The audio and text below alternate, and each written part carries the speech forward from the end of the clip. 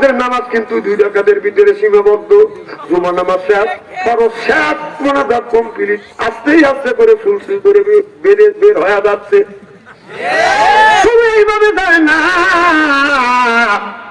আপনার নতুন পুরান জুতো আইনে নতুন জুতো নিয়ে যান, আবার ধরাও পড়ে।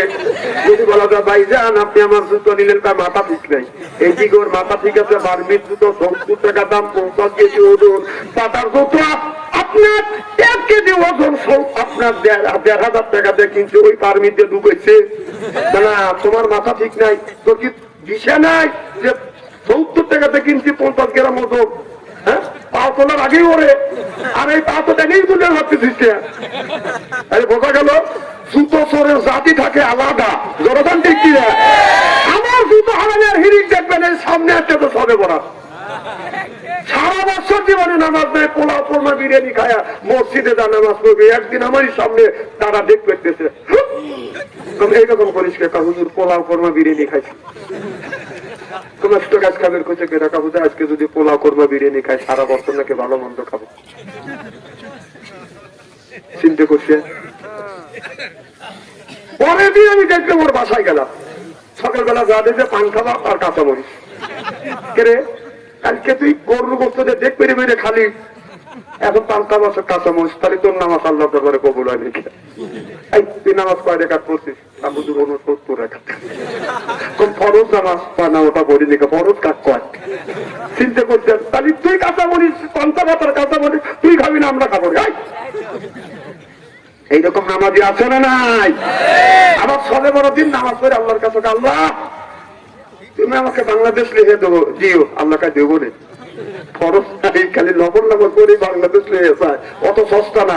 যারা 5 থেকে না 5 ওয়াক্ত নামাজ পড়ে না, ওরা জীবন পড়া আপনার ওই নামাজ পড়ে কোন লাভ নাই, কথা কোন?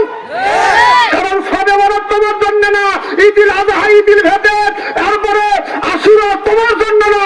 যারা সরকারি চাকরি করে তারা বছরে দুইবার ঈদুল আযহা ঈদুল ফিতরে আপনার তারা কি পায়?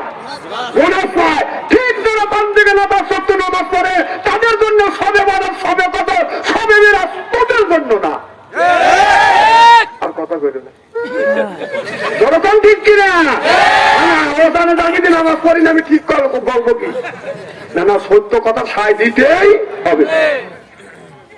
আমার ভাইয়ের আমার আল্লাহ এই কোরআন কারিমের মধ্যে 80 থেকে 82 জায়গায় বললেন, ওয়াকিমুস সালাত, তুমি নামাজ কায়েম করো, যাকাত আদায় করো, কুতিবা আলাইকুমুস সিয়াম, রমজান মাস আছে রোজা রাখো। কথা কাজ আল্লাহ যদি নামাজের কথা বলেই থাকে, কোন গানে নামাজ ছাড়ে দিয়ে মাথার একটু বড় বড় চুল, ওই লোকটা করে বদন ভুল, পরে হলো পাপের শালা, হাতে হলো ত্রিশূল আর লোহার বালা, বলে হলো পুতির মালা।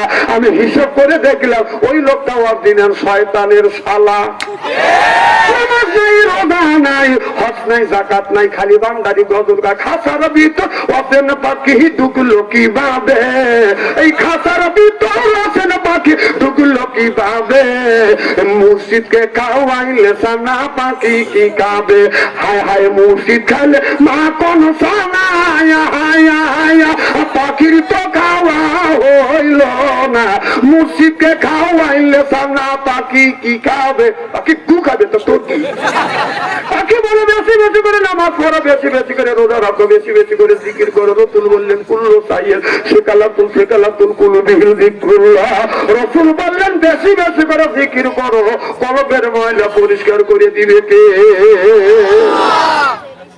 এই কাপড়ে যদি ময়লা বাড়ে, সাবান সোডা দিয়ে ধৌত করলে সেটা পরিষ্কার হয়।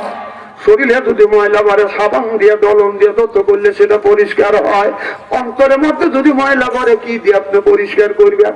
মনে বাবুল্লা পাতারও দাগ লেগেছে, মনে বাবুল্লা কত দাগ লেগেছে, দিলে কি যায় সাবানে সাবানে, মনের ময়লা মুজবে কেমনে, কাজলো তো যায় না রে ধুলে, স্বভাব যায় না রে মূল, শিকার গন্ধ যাবে কি ভাই, সুসার গন্ধ যাবে কি ভাই, গোলাপ জল দিলে মনের ময়লা মুজবে কেমনে। নবী বলে কুল্লু সাইয়েল সেকালাতুল কুলুবিল যিকরুল্লাহ।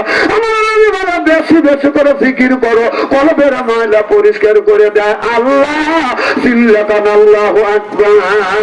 আল্লাহ আল্লাহ মিকুন শামসু কামা, আল্লাহ আল্লাহ মিকুন আরদু জামা, আনতুম আওলানা বাসতুম মুসলিম কি সানাহা, আনতুম আওলানা বাসতুম মুসলিম হতা কাম হয়। সরকন আল্লাহু আকবার।